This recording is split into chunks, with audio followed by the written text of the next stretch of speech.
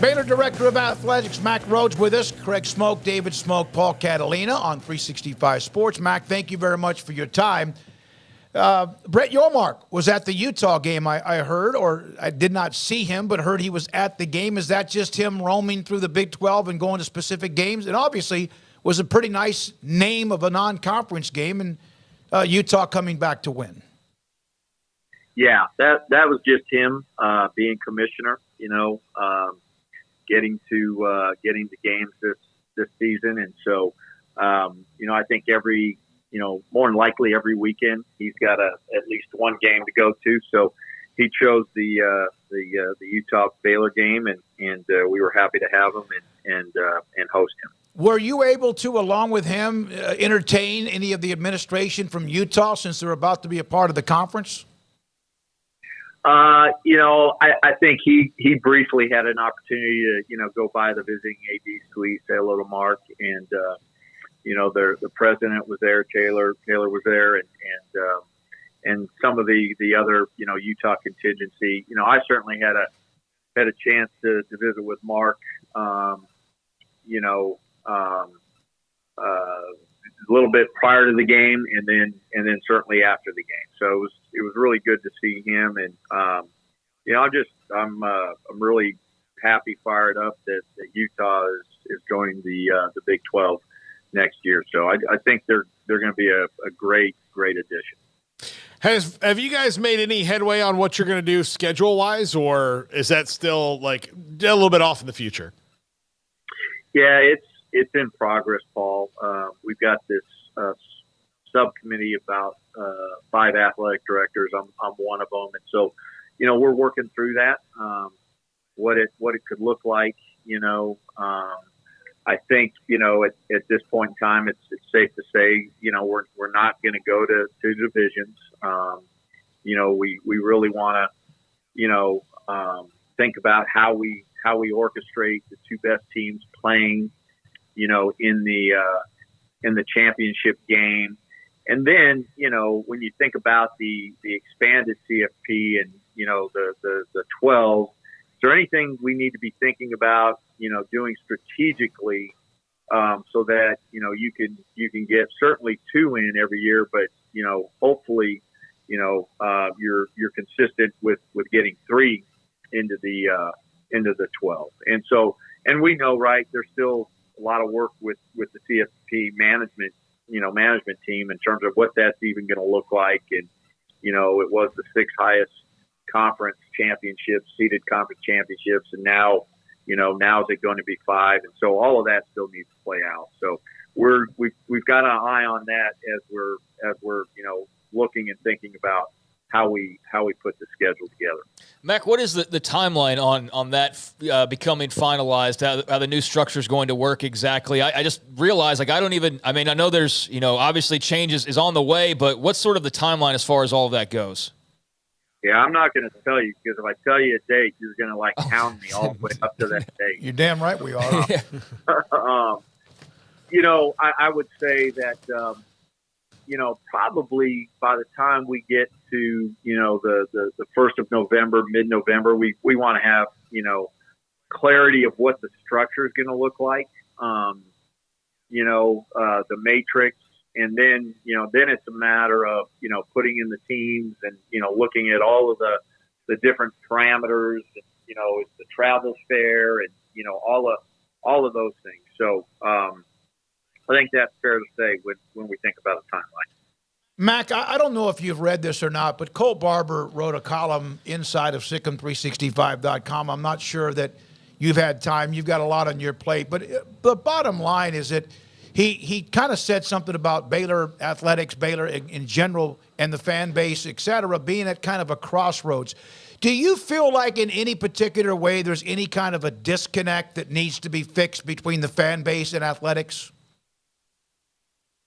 Yeah, it's a great question. I think, one, I have not had the opportunity to read his column, his article, but I'm familiar with it. I think enough people in the athletic department, candidly, have read it. And so what's been described to me is, I probably, agree candidly with some of it. I think some of it has some great merit, and there's some things, again, just as it was described to me, that I probably, don't agree with.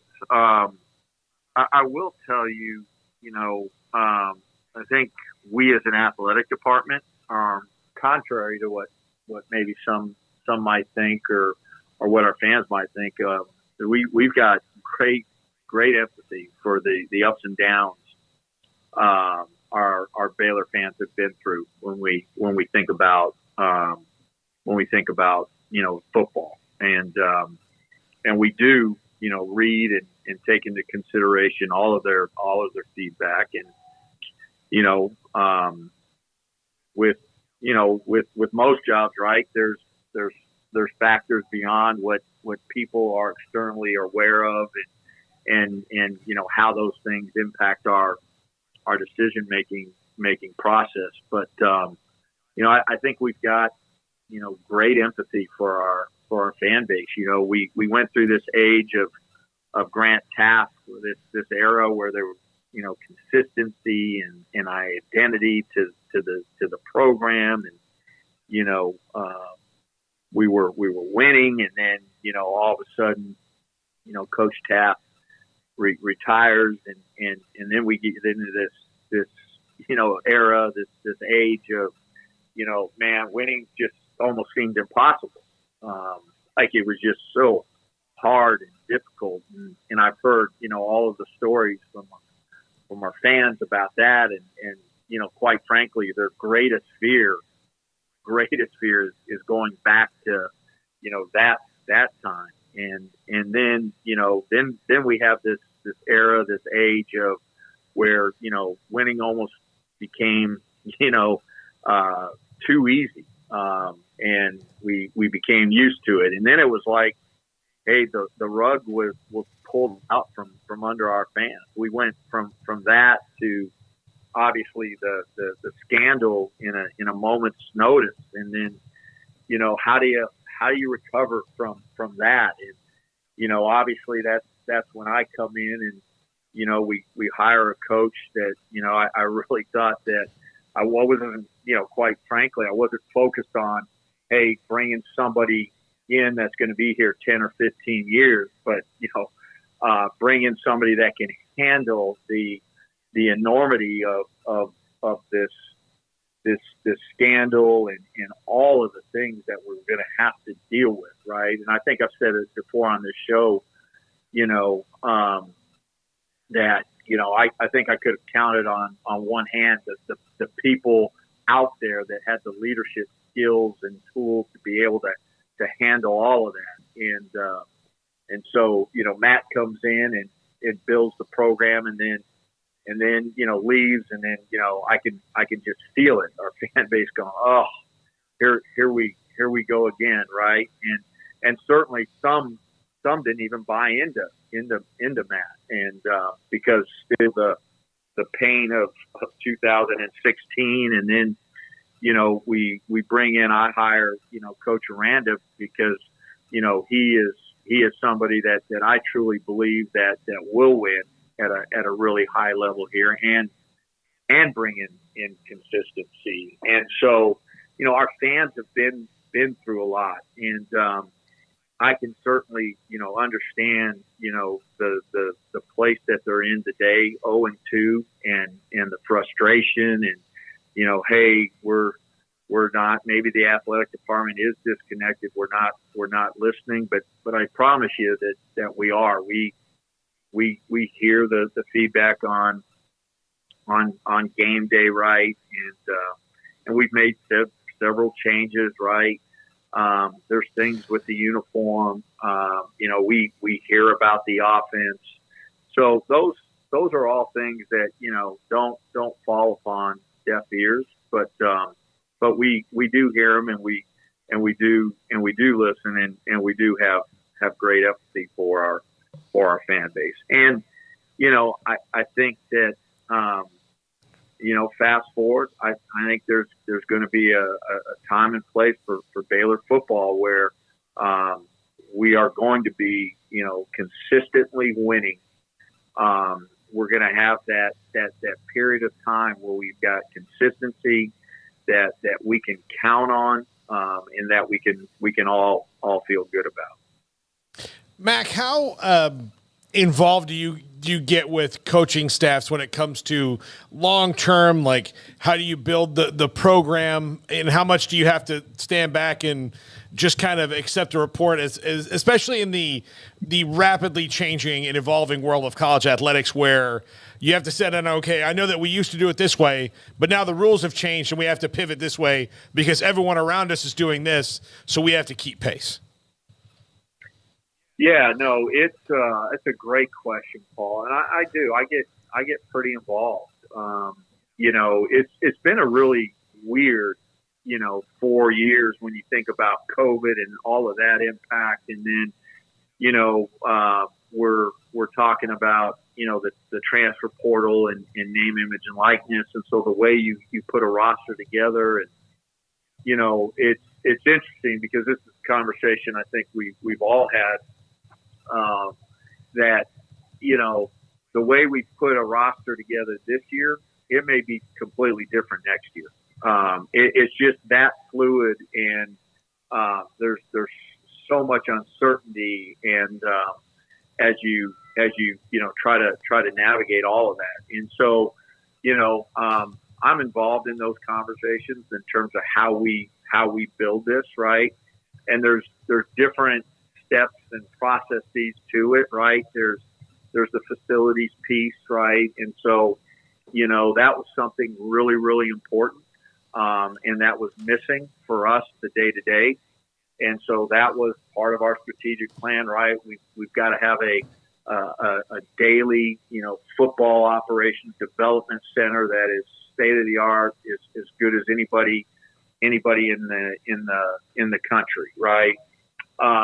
We talked about, coaching salaries and what we do there in terms of consistency of staff and keeping staff together and the scheduling piece, and then, talent acquisition. How do we do that, right? And what's the balance between, recruiting at the high school level versus, the transfer portal, and what's that mix? And that mix may be a certain ratio this year, but it's got to change for next year. So those are all things that are part of the conversation that I certainly involved with Dave and Jovan and certainly the staff. And so those are things that obviously our fans, the external people don't see or read or hear about, but there are very, very intentional conversations in terms of how we navigate all of it.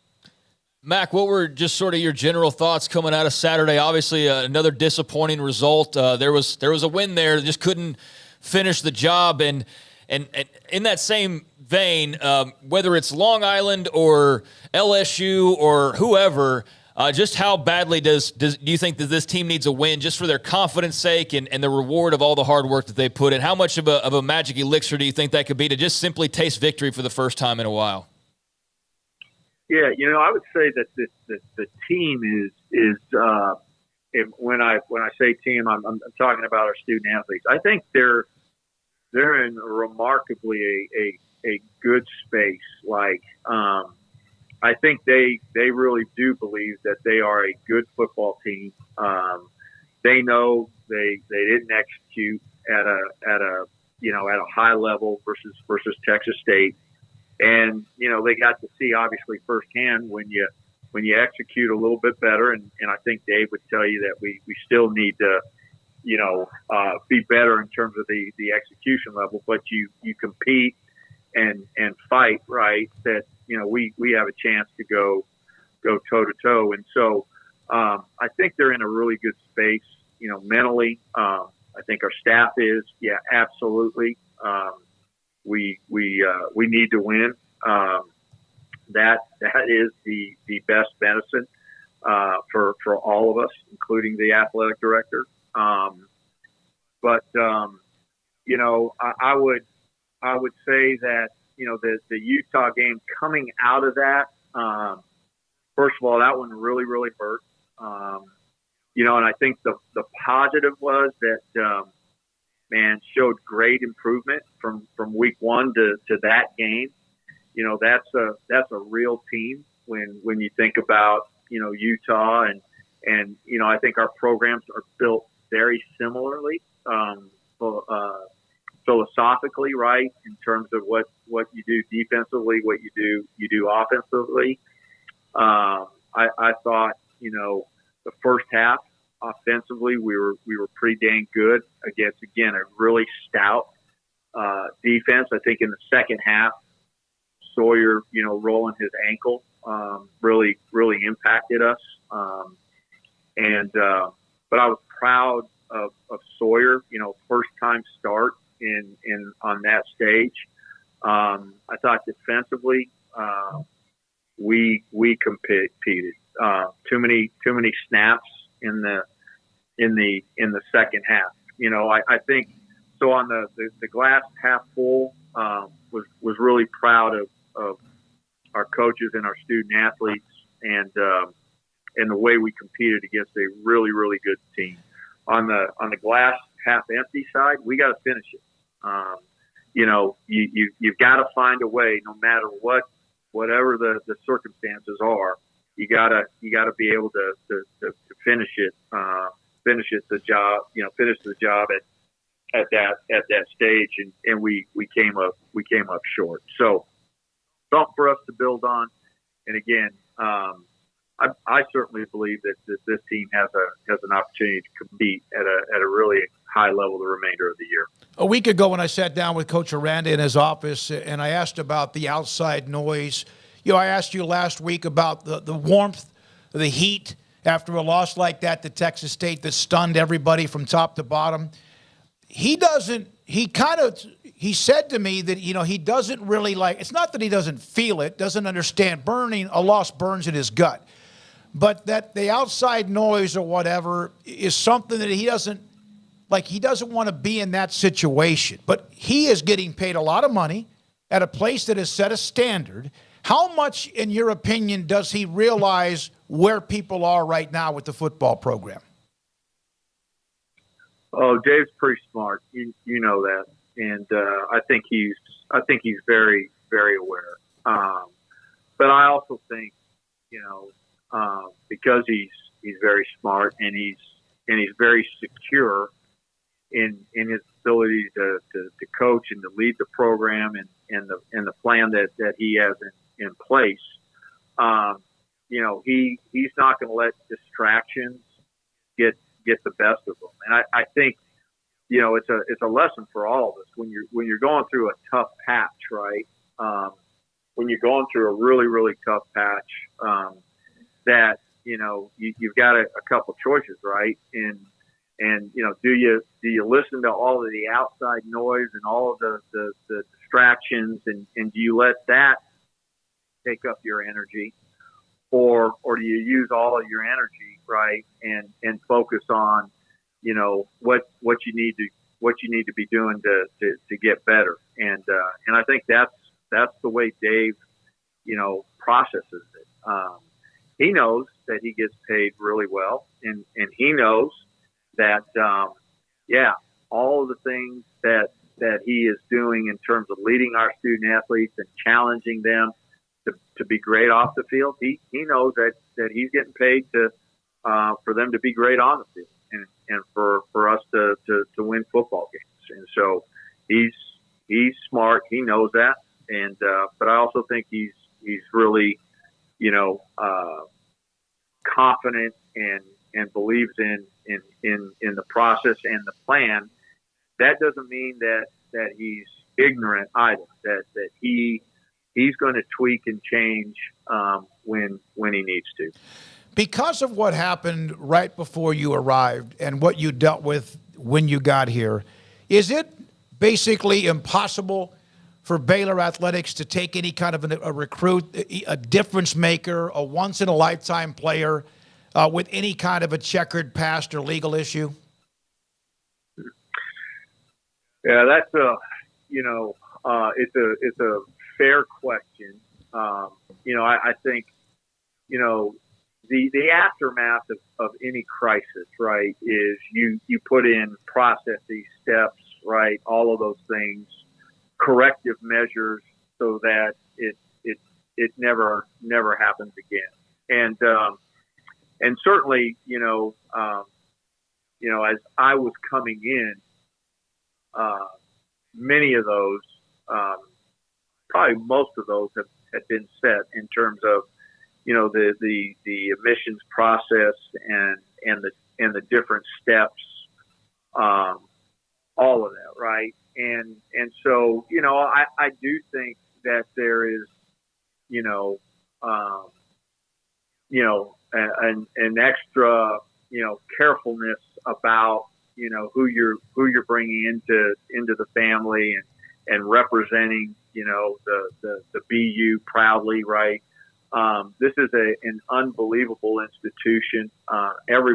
Anyone who has a degree from this institution should be so proud of that degree and the fact that they went here. And so, trying to protect that brand, so I do think, that there's been some caution in that you've been cautious, or we've been cautious in terms of policy and all of those things.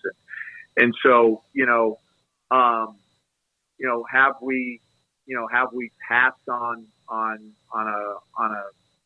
student athlete or two that maybe had a checkered past that maybe was went to another institution, maybe. But I don't think I don't think any of that is a reason why we're 0-2 today. Just quite frankly. So, I think as we evolve, and as we continue, just like with name, image, and likeness, we've got to look at all of that in terms of, how we continue to be relevant at the Power Five, and those are conversations that are always ongoing. Macko, what do you make of the opportunity? Texas game announced for a 6:30 kickoff on ABC. Just a big-time stage and, obviously an opportunity in front of you guys this weekend to go and get that first win. But what does that mean for the program to have Texas rolling into town and have it be in prime time on ABC? Yeah, so I'm going to answer it two ways, right? One, at this point in time, I don't really care about it because I'm focused on Long Island, what we have to do at 11 a.m. But at about 4 o'clock, I'll begin to think about that, and it certainly has the opportunity to be a great stage for this university, for our football program, right? It's a meaningful game because of Texas leaving the conference and not sure when that opportunity will present itself again in the future to play them, if it does at all. So yeah, it has the opportunity to be a special game, special environment, a big opportunity for us. But really focused on Long Island and how do we get better, and I think that's the biggest focus. It's certainly, yes, it's about winning the game on Saturday, but I think more importantly, we just need to get better. We need to be a better football team on the field on Saturday than we were against Utah, and so I think that's the challenge, and that's Dave's task, and again, I've got great confidence in the way he's doing that. Mack, you brought up NIL, and I know you officially can't really discuss it, but it does seem as if, based on me doing due diligence, that you have, as a school, there is NIL, and players have deals. But, and through GXG or wherever it might be, it does seem as though it's kind of like quiet. And I know you've said that you want to, as a university or whatever, to try to do this the way that the NCAA is asking. But it does seem as if it's kind of just going about quietly. Some schools are proud of it, and not schools, but those involved are pumping out, hey, this, and this, and this. Should those who are doing NIL with players at Baylor be more vocal of what is available?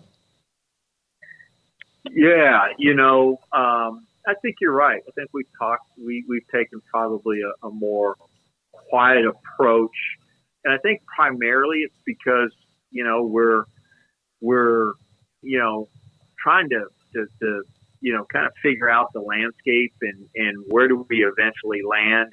And what I mean by that is federal legislation real? Is it not real? Not trying to get out over our skis, etc. Now, make no mistake, we're pretty active in terms of the monies that GXG is